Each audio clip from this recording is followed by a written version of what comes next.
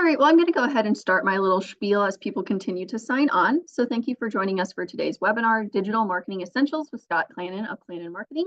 Before I hand it over to Scott, just a few quick things. And if you've been in our sessions, you've heard all of this, but I am going to reshare. You are welcome to ask questions throughout today's webinar. We just ask that you submit those via the chat box, and we will cover them once Scott is done with his presentation.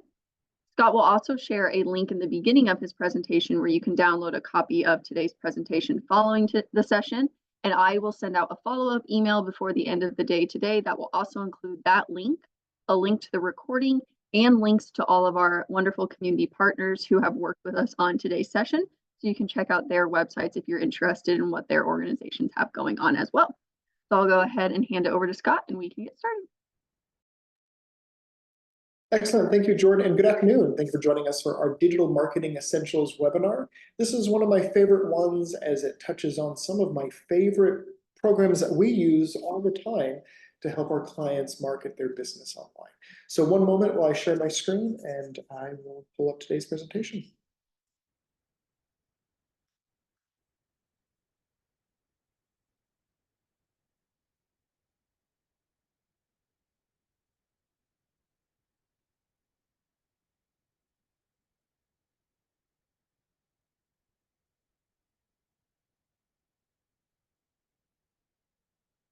All right, Jordan, just confirm, can you see my screen? Yes, we can. Great. So again, welcome. Today's webinar is Digital Marketing Essentials. Like Jordan, I also have a couple of housekeeping items. If you'd like a copy of today's presentation, you can visit our website at claninmarketing.com/workshops. Just scroll about midway through the page and you're going to see a For Attendees section. Just fill out your name and email, and again, you'll get a PDF copy of today's presentation. In addition, we also work very closely with the Small Business Development Center, Champaign County EDC, and a variety of local great community partners that make today's webinar and our series of webinars and workshops possible. And so Jordan and I just completed a few weeks ago the rest of the schedule for 2024, actually. So we have a variety of incredible topics coming up that I invite you to attend. A lot of those will be held at the Champaign Public Library. We do have some fun demonstration type of workshops coming up. So if you're looking to strengthen your marketing strategies or just kind of get a better understanding of some of these newer trends, because that's something that is hard to keep up with. Things change constantly, and so it's good just to pop on these every once in a while. And one of the things I make sure that I do is stay on top of all those trends, so then we can update these webinars and kind of inform the community of all the great marketing strategies and outlets that are available to them at their fingertips. So again, the presentation we download at claninmarketing.com/workshops midway through. That full schedule of our the 2024 webinars and workshops are at the top of that screen right on this page here. As Jordan mentioned, my name is Scott Clanin. I'm the owner of Clanin Marketing. We're a full-service marketing creative agency based in downtown Champaign, and we serve clients all across the Midwest. Our company was started in 2015, but even before we initially started, I had the idea for this company in my college years. And so it was really helping businesses navigate the world of social media. And then since then, we have really grown into more of a full-service company offering a variety of services, but digital has really always been in our roots, right? Always kind of been part of who we are and staying on top of digital. During the pandemic, a lot changed. A lot of these big companies like Meta, Facebook, Instagram, Google rolled out and expedited a lot of really cool new tools or features that they had been testing. And so they rolled all that out during the pandemic a lot faster to help businesses communicate better with their customers. And so today, really, we're going to be going through a variety of different things. We're going to first talk about branding. And you may be asking yourself, why is branding part of a digital marketing workshop? And it's really important to understand who you are, what makes you different, and who you're speaking to. That's why I want to talk about target audience before you then dive into your digital marketing strategies. If you don't have your branding set, and I'm not just talking your logo, but your messaging and your brand pillars and your attributes, and again, those differentiators, why should someone choose you for your product or service over a competitor that may be right down the street, right? And so I want to talk about that just briefly, your target audience, And then we're going to go into a few other topics here. Website, very important. We're going to talk just a little bit about a website, but we do have, I believe, a workshop coming up all about website design. Analytics, search engine optimization and marketing, and the social media presence and marketing. Just a little bit about social media. Now, this webinar, if you've attended any of my webinars or workshops in partnership with the SBDC over the past either number of months or years, this is the workshop or webinar that started it all. And so you'll see today that we're just touching on a variety of things that I like to remind clients to keep in mind when they are thinking of the digital footprint. But really, we have separate workshops all about these topics. So if you just are interested in search engine optimization, I think later this year we have a workshop all about just search engine optimization. So a lot of this is tip of the iceberg, but hopefully you get some good tips and tricks when you are thinking of your website and just your overall digital footprint. All right, so let's talk about branding for just a minute here, right? So branding, a lot of people, like I mentioned just the other slide, think of their logo design, but it's so much more. So this definition here, branding is a connection between customers and a company, service or product, establishing a brand that customers trust. And so we're going to go through an example here in a bit, but we've all experienced this, right? You walk into a place of business and there's a vibe, right? There's some imagery that comes to mind. There's a feeling that comes to mind. Branding is all about this feeling, right? And you do that through consistent messaging, through environmental, through your logo design, that's your brand identity. Of course, all the copy that you have on your website. So it's really important to make sure that, yes, you of course have a business name, you have a solid brand identity, but you have strong brand messaging, right? Your core values, your mission statement, what you stand for, because all this is going to be helpful when you are running ads on Google, when you are running ads on Facebook, right? What are ways that we can make ourselves stand out among the marketplace, make our content stand out among a very busy social media feed. Social media just anymore is just very, very busy with a mix of ads and posts from friends and family members. So it's really important to understand who you are as a brand. And we're going to go through just a little exercise here in a second. It's also very important to understand who you're talking to. The beauty of digital is that you can get pretty targeted when it comes to running ads. So think for a moment, traditional forms of marketing. You have, let's say, a newspaper ad or a billboard, right? Both of those mediums are still excellent, right? They still have a time and place within a marketing mix. But digital, we can get in front of people that we believe will respond to that ad. So again, thinking back to newspaper and billboard, you're paying for the impressions. So the number of times the ad is shown. So for billboards, they go by car count. And so a billboard on an interstate is going to cost a lot more than a billboard on some less busy back road, right? Because of that traffic count, because of the impression. Same thing with newspaper. They look at their circulation count, how many homes they're delivering their paper to. But with digital, we can get in front of the right person. And on some platforms, we're going to talk about these, like Google, we're only going to pay when someone clicks the ad, a cost per click campaign. How incredible is that? But before we get to that, we have to understand who your audience is, right? So who do you want to talk to? Where are they on the internet and what's most important to them? And then from there, tell me more about the individual, the customer persona, their income, their gender, their age, job status, their hobbies, behaviors, lifestyle choices, etc. So on Facebook, if I wanted to run an ad to someone who lives within Champaign County and is interested in camping, and they are a male between the ages of 30 to 55, I'm just coming up with random stuff. I can do that, and you can do that, all within Facebook, but you have to make sure that you have your ducks in a row, your audience set, before you go in and start running ads and testing some of these digital marketing strategies. It's okay to have different audiences for your different product or services, right? So it may not be just a blanket audience. Hey, for this service or this product, it's really geared towards women between these ages, but this over here, we find more men utilize this product, right? And so that's okay, but you really want to make sure, look at all of your services and products that you offer and think about who the ideal customer is for that product. So keep all these in mind as we're going through today's workshop. All right, so here's an example. So for a moment, let's all quit our jobs and let's go work for Ford. So we're now on the marketing team for Ford, and we are looking to market one of their new Ford pickup trucks, okay? So we have the product. Who is going to buy this product, right? Now, of course, there's probably a lot of data that we could pull.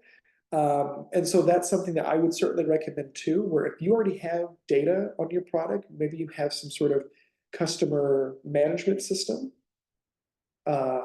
You have some sort of metric reporting system on the back end of your website, POS system reporting, pull anything you can. But let's say for Ford, they probably have obviously a lot of different sales numbers. But if I just was to guess who is going to buy this pickup truck, immediately I think a little more male, right?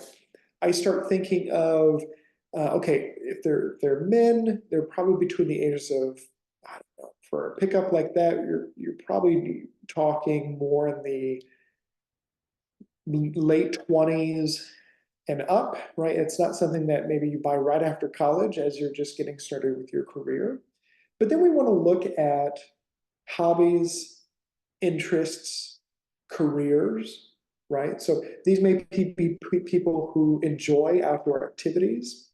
You know, for a pickup truck like this, they may be hauling some things. What are they hauling? You know, maybe people are interested in boating, RVing, and camping, right?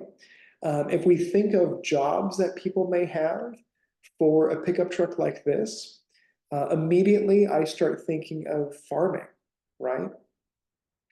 So if we take that example just for a second, right? We're Ford, we're marketing this pickup truck, we're building out our buyer persona, kind of the ideal customer. And let's say we landed on farmer, okay? Well, how do we get in front of farmers? Through, let's just, for sake of simplicity today, digital purposes. How do we get in front of farmers digitally? Well, where are they spending their time online? So if we think of, okay, farming, what are they always doing? What are they always checking? The weather, right? That is part of just their everyday life. Let's maybe look at running Google display ads for our pickup truck on weather.com, right? So from point A to point C, you were able to see just a very quick example of who the company is, what the product is, the type of person that would be interested in buying it, if you don't have records to go off of, right?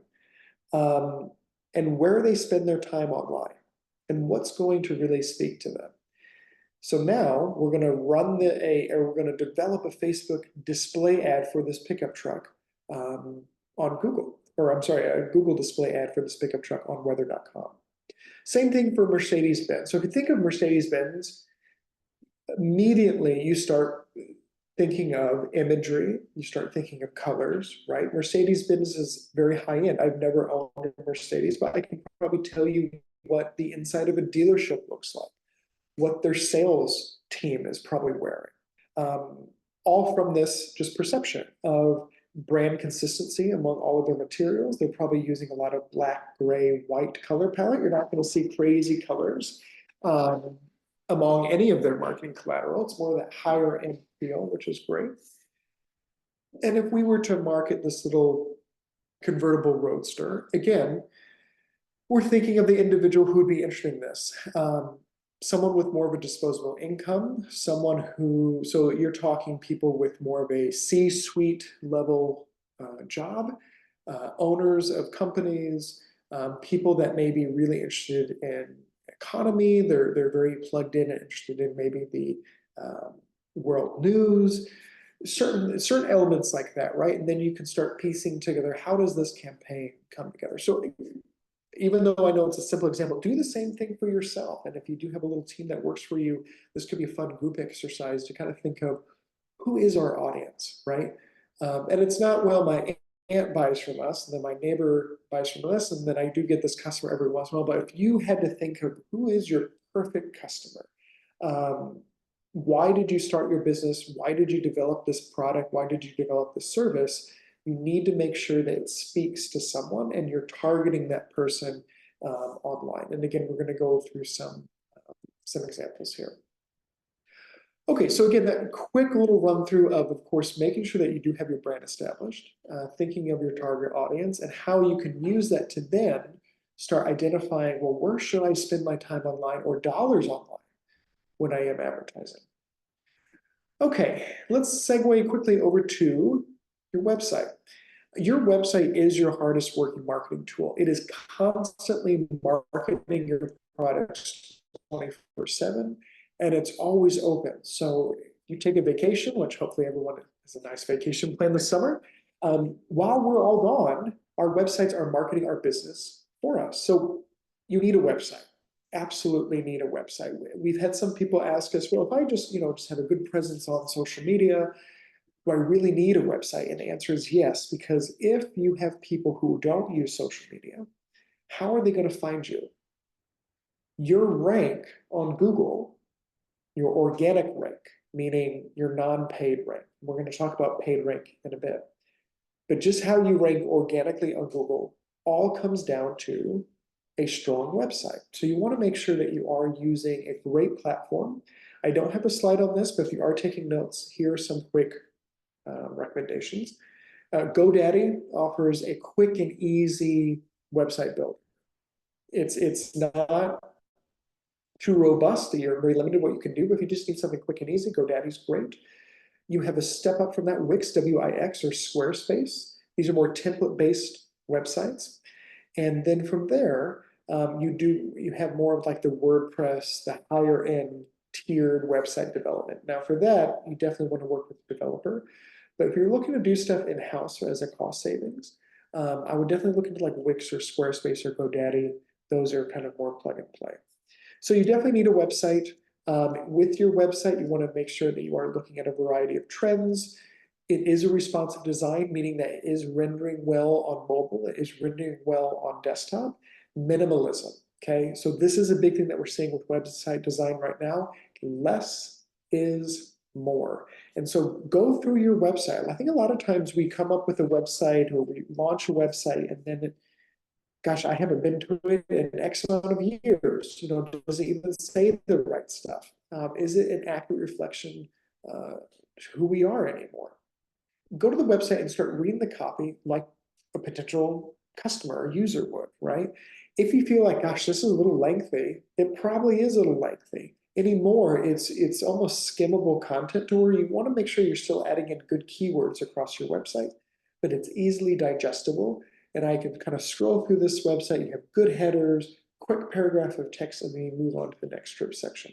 No longer the days are where it was paragraphs of text on a page, because honestly, nobody wants to read that. Our attention spans anymore are completely gone. Very, very short. Why? Because trends have changed. We all now watch short format videos within just under 15 seconds-ish through TikTok and Reels. And so we have a very small attention span. We're looking to find content quickly and then get on with our search. Scrolling page architecture, this is one where if you just have a single page, everything kind of scrolls to the next section without having to click on to different pages. And my favorite, of course, high quality, authentic photography and video. You want to make sure when you are either rebranding, refreshing your website, or building a new one, you are using authentic photography or video when possible. If you do have some money set aside, I definitely recommend developing a good website and then investing in good photography. It makes all the difference, right? It's going to look like your business has been around for a long time. Or if you are rebranding, it's really going to elevate your new brand. If you don't have the funds to invest in authentic photography for now, of course, there are some stock sites like Shutterstock or Adobe Stock. There's still some costs associated. or there are two commercial license-free databases that you can look into: Unsplash, unsplash.com, and Pixels, Pexels.com. You can't get as specific with your search as you can maybe with Adobe Stock or Shutterstock, but what's great is that it can give you some at least high quality images that you can use on your website, on social media graphics and more without having to pay for it. But please never just pull a random photo from Google and use it on your website or use it on social media. There are ways that you could do a reverse search of that photo, and if a photographer finds out that you're using it, you could certainly get a letter in the mail from an attorney, and we don't want that. So don't take a photo from Google, source it appropriately, but if possible, try to work with a local photographer to take your own commercial photography. It's going to make all the difference. And creative infographics, illustrations, and bold typography. So what this last one really does is it keeps people on your website, right? If you have interesting things to look at on your website, they're going to spend a little bit longer. When they spend a longer amount of time on your website, Google recognizes that, and they're going to say, huh, not only does this website have good keywords, but people are spending longer on this site than they are a competitor site. We might rank this higher on Google search results. So again, things to keep them engaged, get a really nice visual experience on the website. Now, with Google, with your website, if you're on Wix, if you're on Squarespace, GoDaddy, or really any website platform anymore, you do have built-in website tracking tools on the back end of that platform. You can run traffic reports. You can look at how many people visited my website over the past 30 days. What are some of the most popular pages or popular blog topics that we've written about? Those metrics that are built on the back end can certainly tell you all that. But the most, I guess, robust way to pull all of your different sets of metrics is a program called Google Analytics. And this is one of my favorite platforms. It is free, free, can't beat that. This monitors effectiveness of your online marketing strategies, user experience, navigation, functionality, and more. As an example, I was just in a meeting this morning with a client, and they were running a very aggressive campaign. It had a mix of some digital. There were some Facebook ads that were running on Nextdoor. There was also a bus board. There were some TV ads. All this was running at the same time. What's happening? And I know in the world of marketing, and especially those on the call, that we have to report to a director or we have to report to a board of directors. Ooh, I know sometimes it can be hard to kind of report what happened, right? It's like, well, we got the word out. How do we bridge that metric gap? And this is one platform that can help you do that. So we used Google Analytics to say, hey, between the campaign started March 1 of 24, and it just ended May 31 of 24. If we ran those numbers between that set time and compared it to the previous period, meaning, let's say, end of December up until end of February, that would be a good report. Okay, here's when the campaign was running. Here's when nothing was running. We weren't really spending anything. We were just kind of going on about our business. We were able to compare those two reports and see, oh gosh, like we increased website traffic by 35%. We received a 47, 50% increase in traffic coming from Google Organic. So you could start putting the pieces of the puzzle together. You can also look at the same period last year. So if we want to look at March 1 to May 31 of 24, compare that to the same time period last year, we could do that. So analytics is an excellent free tool where you can run a variety of different reports. Desktop versus mobile. This is good. I mean, a lot of us are using a mobile phone. But what's the breakdown on your own website? This is really important when we are thinking of the desktop or mobile design of your site if you are going through a website redesign. Location, maybe what city they're coming from. Maybe that's relevant to you. New versus returning. How many people have never been to your website before that went to your website over the past 30 days? We can look at a new visitor report. Source of media, and this tells you if they came from Facebook, if they came from Google. queries, what people searched for in Google to land on your website, page traffic, site speed, behavior flow, the list goes on and on. And so this is a great platform. If you set up Google Analytics a number of years ago, you may have set up a version called Google Analytics UA that is no longer available. They retired that product last summer, and now it's Google Analytics 4. Now I have on here installed today because it won't start collecting data until you do install it. So work with your web developer to see if they can just install analytics. And even if you don't have time to look at the reports, that's fine, because there won't be much to look at. But come back in a couple of months and you're going to start seeing all of your reports start trickling in, which is really fun. There's a variety of different types of reports, and one of them is called a bounce rate. And so this is something that we typically look for when we are specifically looking at your home page, because this helps us decide if people are engaging on your website like we want them to. So let's say we have two people, just a quick example. Person A searches for something that you offer, and they land on your website. This is great, this is what they're looking for, and then they click into your services page. Perfect.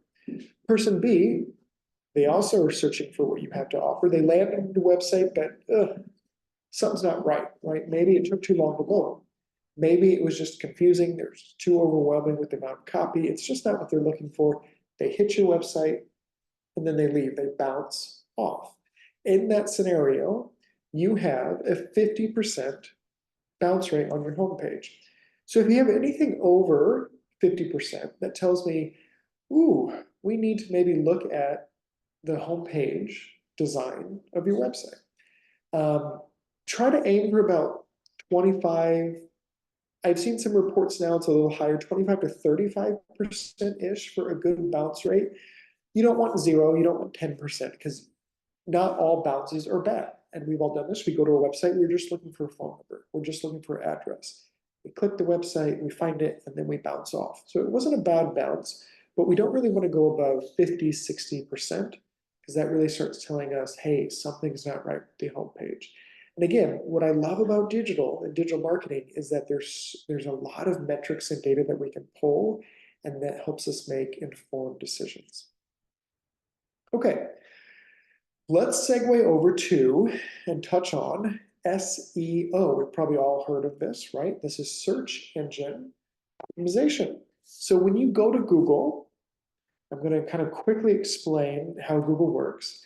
When you go to Google and you type in a search, you type in your query, and then you click search, and we get results in what, like a second or less? Strangely enough, we're not actually searching the live web. We are searching Google's card catalog. So think back at like the old school library days where they had a card catalog and a very wooden cabinet, and you go through all the different cards and you find what you're looking for. Google has already done the searching for you. So what they do is that they have these little bots that they go out and they collect information on everyone's website, okay? They crawl the web, they crawl the website, and they take all this information and they bring it back and they index it. They organize it by quality score, by a variety of different things. And then they serve that to us when we do a Google search. So that's why I think a lot of us on the call, we probably all use Google, because we find what we're looking for every time, because their algorithm is down. But it's very hard to get to those top spots, right? There's a lot of things that affect that rank. So here are some quick tips. Again, we have a whole other webinar just about SEO. We're going to dive even deeper into this. But I want to give you some tips on this. The first one is you want to publish relevant content. So if you have a page all about running shoes, just a / running shoe separate page, you want to make sure that you're adding a lot of keywords on that page that are relevant to that product and to that service. You also want to look at what's called your meta data. Now, maybe getting a little advanced here, but it's really important to understand what this is. When you go to Google and you type in a search, right, we see the different ranks on Google, the different listings that are hyperlinked up in the title. That title is what's called your meta title, and then underneath it, you have like what, a sentence or two of text, I think. That is called your meta description. You have control over that. When you go in the back end of your like Wix or Squarespace account, or your developer can help you with WordPress, you can set your meta title and meta description on the back end. You want to make sure that you're adding in some keywords. So for us, if you don't set it, Google will just pull kind of the first sentence from your website. But like for us, we don't want to just put Clanin marketing in the title, right? We want to put Clanin marketing, marketing creative services, Champaign, Illinois. So now we're adding even more keywords just right in the title, and it's a little more enticing. There's a little more content to read for the user. So again, that is called your meta title and meta description. And of course, you want to make sure that you are hyperlinking if possible on your website, but you do want to avoid using just click here and then hyperlinking click here. That adds no SEO value. So let's say if you are an interior designer and you have, here are my 10 tips for a kitchen remodel. And maybe you're giving away that as a free PDF download on your website. So instead of just saying click here, and then that has hyperlinked to that 10 kitchen remodeling tips, you want to say, download our top 10 kitchen remodeling tips, and then hyperlink that whole thing. That is going to add in some SEO value. The other thing not listed, so definitely take this as a note. If you have a lot of photos on your website, go through your website this afternoon, right-click it, right-click the photo and click Save As. What's that file name for that image? I think a lot of times you're going to see it's like image 476, something random. Change the file name of that image, and now you're adding a lot of good keywords on the back end of your website. We, as the user, we don't see that, but Google sees that. So if I go to Google right now and type in red barn, and I go to images, there's of course a lot of images of what? A red barn. Well, how do they know that? File name. Now, AI is going to, I think, change that a bit as these systems get a little more advanced, where they don't just rely on the file name anymore. They can actually see what's in the picture. But that's another quick little tip to help improve SEO. But there's a variety of things, right? Having a mobile-friendly site, yes. Page load time, if your website has a lot of videos, a lot of photos, very slow to load, that's going to hurt your search engine ranking. Broken links. If you have a ton of hyperlinks on your website, just Google a broken like hyperlink scanner or checker, and you can add in your website, and it will scan your website up to X amount of pages, and it will tell you all the different broken URLs that you have on your website. And it's nothing you did wrong. A lot of times if we hyperlinked a resource or website on the website a number of years ago, and that website now went down, how are we to know that actually went down? So if you have a ton, scan your website for broken URLs, because Google will see if your website has broken URLs on it, and it may rank you lower on the search engine, because they don't want to send us, a customer, to a website that is just littered with broken URLs, because we're not going to find that useful, and then we may not use Google in the future. So that's why they're very strict. Making sure that you have a contact us page. Again, there's so much that affects search engine rankings. If you're interested in learning more about SEO, of course, join us for one of our next webinars just about SEO, but you can go to Google Webmasters. There's some cool tips and tricks on there on ways to improve your own SEO rankings on a variety of different platforms. Okay, so that is, again, tip of the iceberg on SEO. I do want to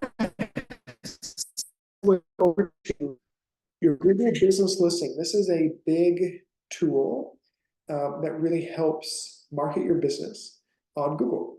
Now, this is pretty much relevant to really any industry, but this is that listing that you see on the right-hand side of Google search results. And you may be asking yourself, do I have access to this? Did my intern from 4 years ago set this up and I forgot how to get into it?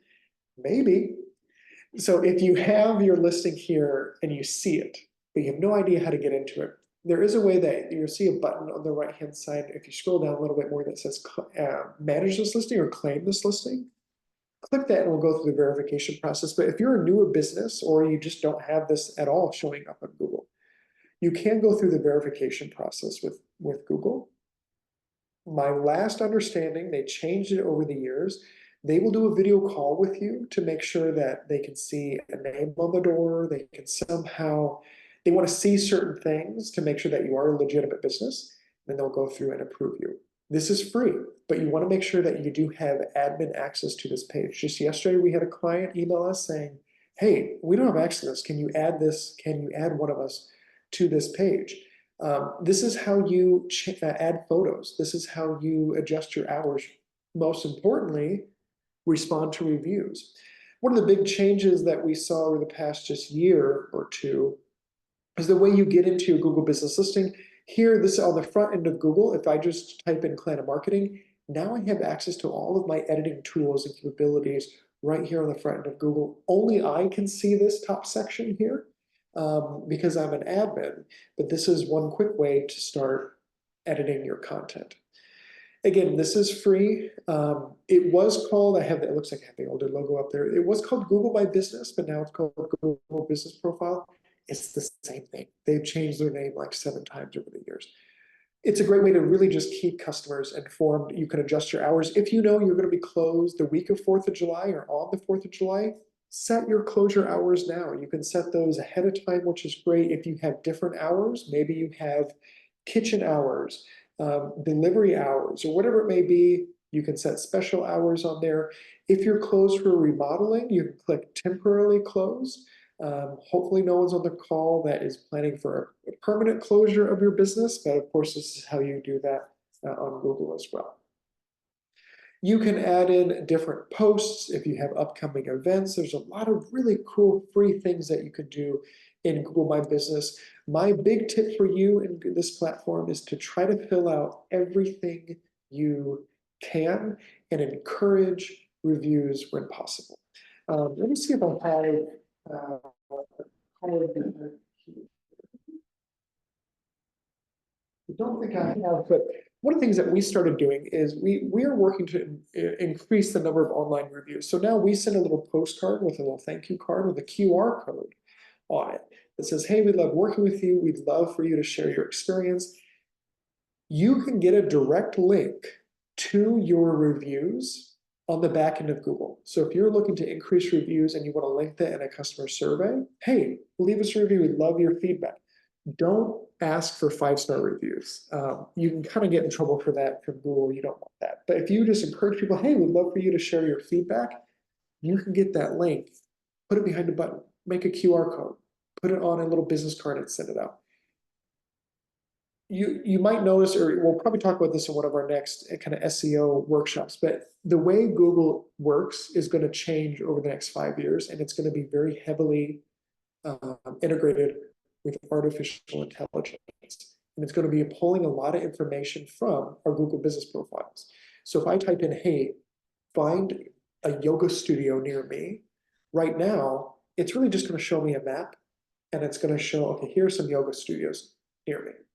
But with this new AI integration, what it's going to do is say, give me a write-up and saying, hey, Scott, we found these top 5 yoga studios that customers really enjoy because of blank, blank, blank.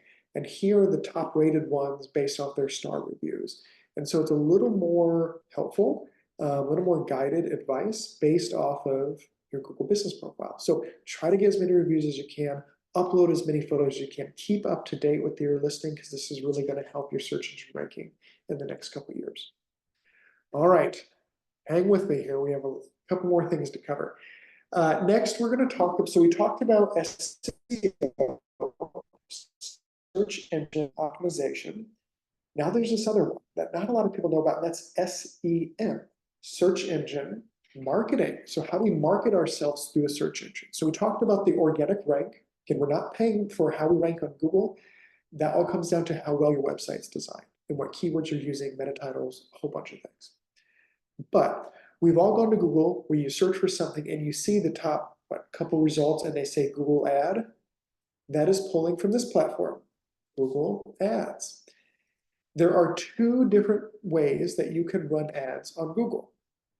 It's the Google Search Network and the Google Display Network. The Google Search Network is basically what we think of when we go to Google. You type in something, running shoes, yoga studio near me. And the top couple results are relevant ads. Hey, check out our yoga studio. We have a free trial membership. Then there's Google Display.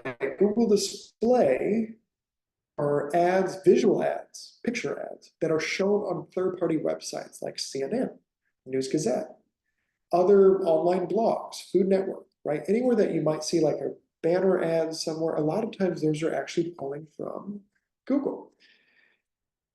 These are the Google search ads. So if I type in just kids furniture, right? Here's an ad for kids furniture, kids bunk beds, casakids.com, little write-up there, and then their call to action is to call. There's a variety of different types of ads. You can do a text ad. You can do ads that kind of change. So the title of the ad changes based on what people are searching for, and you do want that. You can do call-only ads. So if you do a lot of online orders or whatever it may be, you could just do a call-only ad. So Google search, I will say if you are getting started with this, look into Google Smart Campaigns. This is kind of a quick and easy watered down version, I guess, if you will, of the Google ad platform. A little easier to get started, but once you get comfortable with it, I do recommend the main Google platform. This is Google Display. So if you look at, this is Journal Star, look at the T-Mobile ad. We've all seen those ads before, right? Somewhere online. T-Mobile did not call the Journal Star and say, hey, we want to advertise on your website. They just went through Google, and Google places these ads across the internet. Now you could say just show the ads maybe within Champaign County, great. But this is Google Display. What's really cool is that you can do a lot of different things with Google Display. You can reach users by keywords or topics. So when I'm going to go through an example here in a second, when I was buying my new home in the basement, there was a gym that the previous owners had set up. So I'm like, I should probably get healthy and buy some equipment. So I started looking for some free weights. And I was looking at a blog for the top rated, free weights of 2023 or whatever it was. And then all of a sudden, while I'm reading this blog, I see an ad on the right-hand side for dumbbells. I think it was like Bowflex. It's like, oh, that's relevant, right? It's placing an ad that's relevant to whatever context or copy that I'm reading on the page. So I can say, hey, Google, place this ad to relevant websites. Place this ad on specific websites. If we wanted to run an ad on Oprah's website, we could do that. It would cost a lot of money because the more popular the website is, the higher the cost per click is. But that's a way to do that. Finally, at the very bottom, and this is a little advanced, but I want to at least give you a little insight to what this is. Find users who are already interested in what you have to offer. So if you have someone who's visited your website, right, but they didn't make a purchase, they went off and kind of did their own little exploratory research, as many of us do. Well, as the business, we want to get in front of that person again, right? It's almost like they walked into your office or lobby, they looked around, they didn't say anything, and then they left. Come back, right? We just spent all this time and resources to get you in, to get you interested. How do we get in front of that person again? That is called remarketing or retargeting. And so I got that same ad from Bowflex. I went to their website, didn't buy anything. Then I'm on just Facebook, I'm on just some random website on the internet, and I see this ad. Still thinking it over, come back and save $179 with free shipping. How cool is this? It knows that I was on this page looking at these free weights, and now I have an incentive to come back and buy that product. So again, this is called remarketing, retargeting. Of course, we don't have time to go through the setup of that today, but as you're maybe exploring Google Ads, keep that in mind and look up ways that you can retarget or remarket to those individuals. Okay, can't believe this, but we only have about 10 minutes left. I want to talk just briefly about social media, and then we'll kind of end with some resources here. Social media, okay. I'm a big fan of Facebook, Instagram, and LinkedIn. Personally, and I know others would disagree with me, personally, right now, I don't know what to think of X. This was Twitter. we're just not seeing a whole lot of at least clientele within this area market much on that platform. Still, I think it's an okay platform, but for us, it's just not one that I'm recommending clients spend a lot of time in. The other one that you're probably not seeing on here for business is TikTok. Right now, for me, and I've been saying this since day one. We have an eye on TikTok, but we're not telling clients, hey, go out and create a TikTok account. It takes a lot, right? You have to build it from scratch. Even if you have like a viral video that gets over 1 million views, doesn't mean success. It doesn't mean all your other videos are going to be viral. If you already have an Instagram account, which a lot of us do, start making reels. Reels is really what's going to make your content stand out online. We have a whole nother workshop coming up later this year on Instagram Reels. But Instagram is, because again, we already have a follower base. We're not starting from ground zero on that platform. So what are ways that we can maybe use some new tools like Reels or post stories on that platform? And of course, LinkedIn is great for those who are more B2B, business to business. A lot of great advertising opportunities on that platform as well. Okay, when you do advertise on social media, I'm talking specifically Facebook and Instagram. They are owned by the same company, parent company called Meta, M-E-T-A. So when I do run an ad, I can actually just set up one ad and have it run both on Facebook and on Instagram. So cool. A lot of us, I think, I've talked to people over the years and they're like, yeah, I advertise all the time on Facebook. I boost my posts. Perfect. You're not wrong. That you certainly are advertising. You are spending a little money behind some of that content. Love that. But the formal way to run ads and run a campaign on these platforms is through a program called the Facebook or the Meta Ads Manager. The URL here is at the top for you. Facebook.com/business/tools/ads-manager. This is where you can set up a variety of different ads. Okay, when you boost a post, you're only taking an existing piece of content, an existing post that you made, and you're essentially boosting it for a week, for a couple of weeks, right? And that certainly has its time and place. But if you really if you're looking to increase your reach, increase your followers, maybe advertise a variety of different things, look at the Facebook Ad Manager. You're going to connect your Instagram account on the back end, and when you run an ad on Facebook, you're going to run it on Instagram. My personal favorite ad type is at the bottom left, called carousel.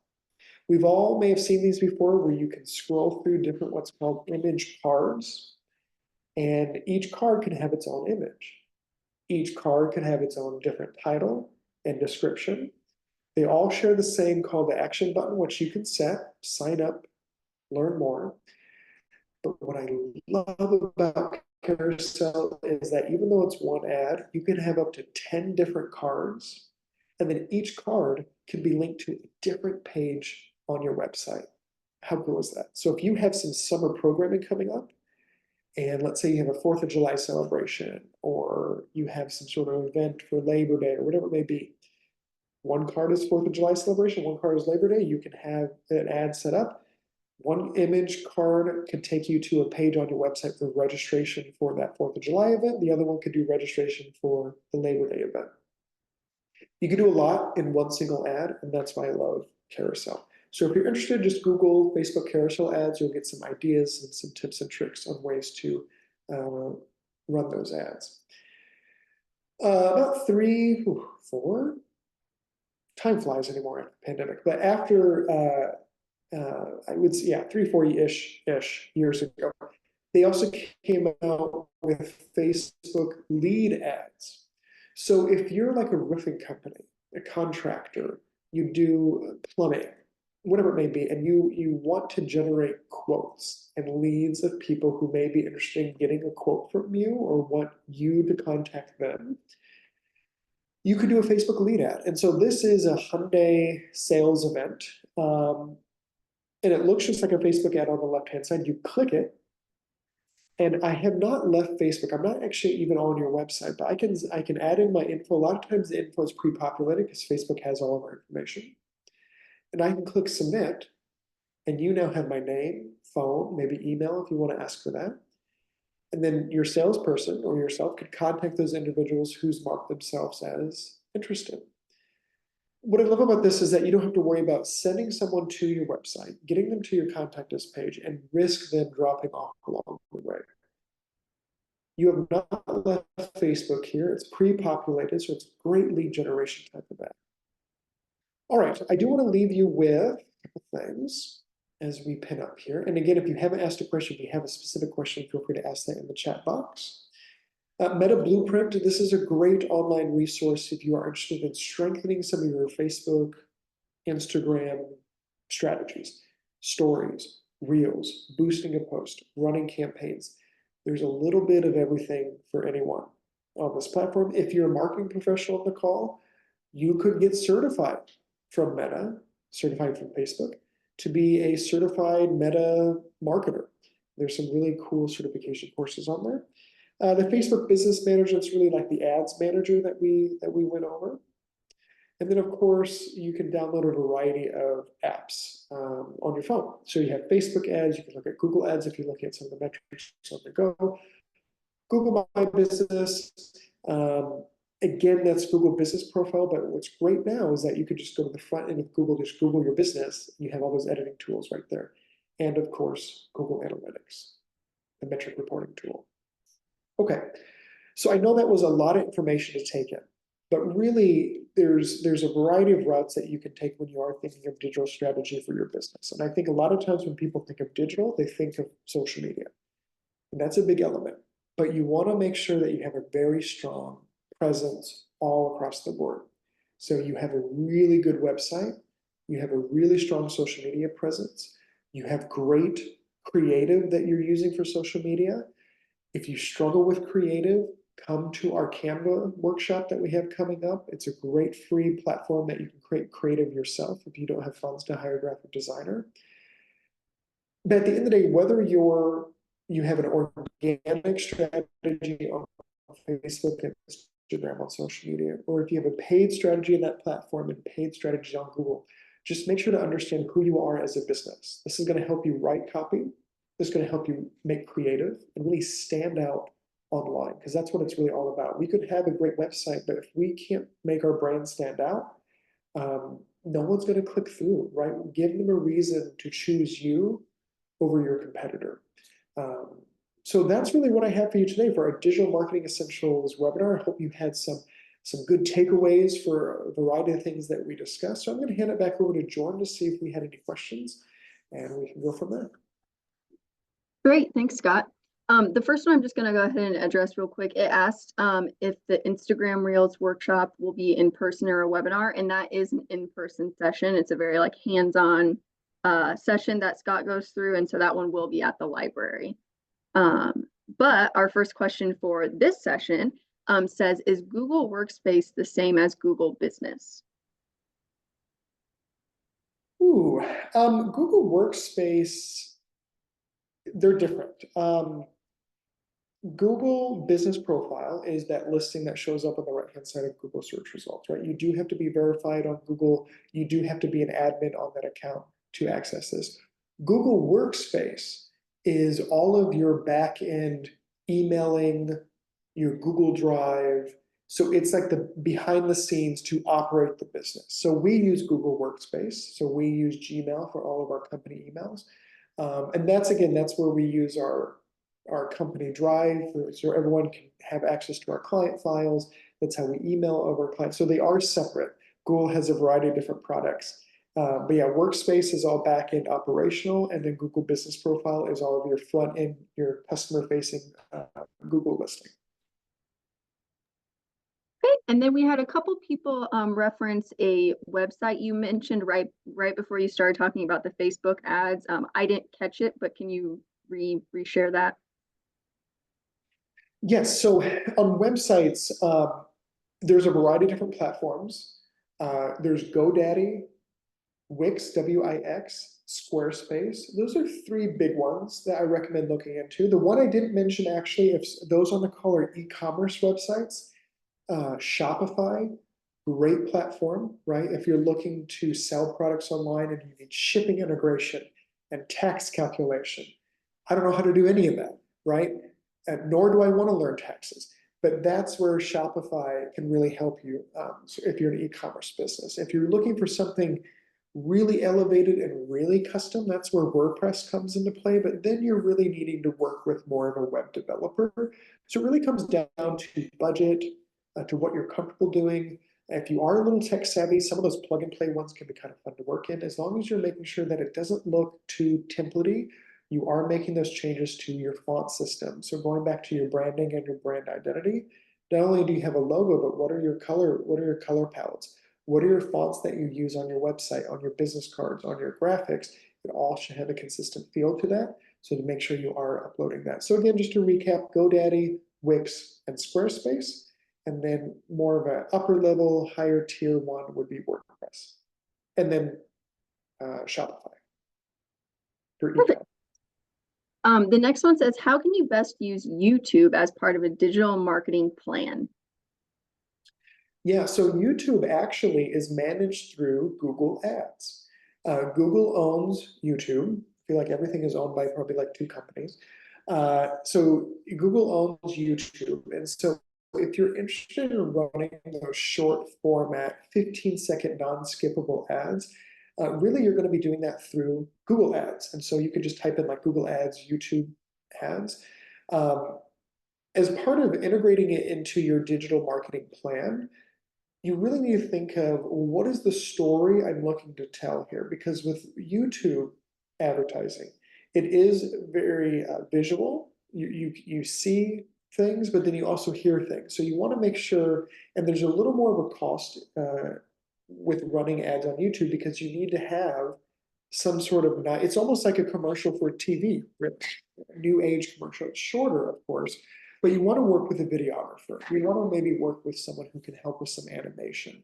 You don't want to just put a static, non-animated graphic that just comes up on YouTube and just have someone stare at that.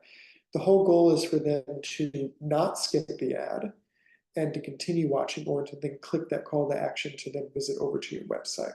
Now, I will say I personally don't have a ton of experience with YouTube ads. I skip every ad that I watch, and I don't know if I've actually ever clicked an ad and then visited the website, and if I did, it was an accidental click. What I like about like Google search ads is that you have someone searching for what exactly you have to offer, and then your ad comes up right there. With it being a cost per click ad, you only pay when someone clicks the ad. So that's why I like that method a little more than YouTube. But again, there's a ton of different pros, a ton of different benefits for running ads on YouTube. It is just a little harder to get up and running because you do have to create that video component of it, and it could get a little more expensive, but still a good platform. Okay, and then we have two more. The next one says, which is better, boosting posts or using the meta ads manager and then carousel in parentheses?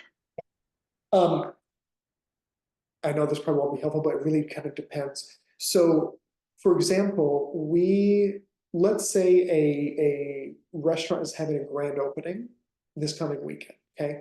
So I'm the restaurant, I post that to my Facebook page, and it's on my wall. I want to boost that for just like a week to get more eyes on it. I look at boosting posts as if you just want to get the word out to as many people as you can in a short amount of time, boosting a post is great. If you want to run an ad to people who may not know you quite yet, maybe they don't follow your page, you want to add in a little more creative. So maybe you want to add multiple photos and add different titles. That's where I would look into that carousel ad through Google, Facebook Ad Manager. So it really just kind of depends. Boosting, I look at something temporary, just something quick and easy. A campaign, like what we did for that one client from March to May, those were all back-end ads that were running through the Facebook Ad Manager. But the beauty of a digital, test it, see what works, compare metrics between each one. If you do run one for a couple of weeks and then try another one for a couple of weeks, what outperformed the other, and then make some adjustments from there. All right, and then the last one we have submitted right now says, Facebook, Insta run the same on what platform? So I think just more about Meta, possibly. Oh, sure. Yep. So Facebook and Instagram, again, owned by Meta. So what you can do on the back end, even through your Instagram app, you can still connect your Facebook pages. So if you post from one account, it could be auto posted to another one. That itself has its variety of pros and cons. But yes, so all that is through the Meta platform, specifically your Facebook business profile. You can go through the settings to make sure they're all connected in there. But when you are ready to run ads, I really like using the Facebook ad manager. All right, and we are all caught up. I do want to just reiterate, you are going to get a recording of this and the link that Scott shared in the beginning of the presentation. So if there's something you missed or want to go back and listen to again, you will have access to do that. And that will go out later today. And in that email, I will also include a link to our events calendar where you are welcome to join us for any of our sessions we hold here internally at the SBDC or any of our upcoming sessions with Scott and his team at Clanin Marketing. So thank you again for joining us today, and thank you so much, Scott, for presenting. Thanks, Jordan. Yeah, thanks again for joining us for a webinar. I hope to see you in one of our next ones in 2024, and have a good rest of your day. Bye-bye. Thanks, everybody. Bye.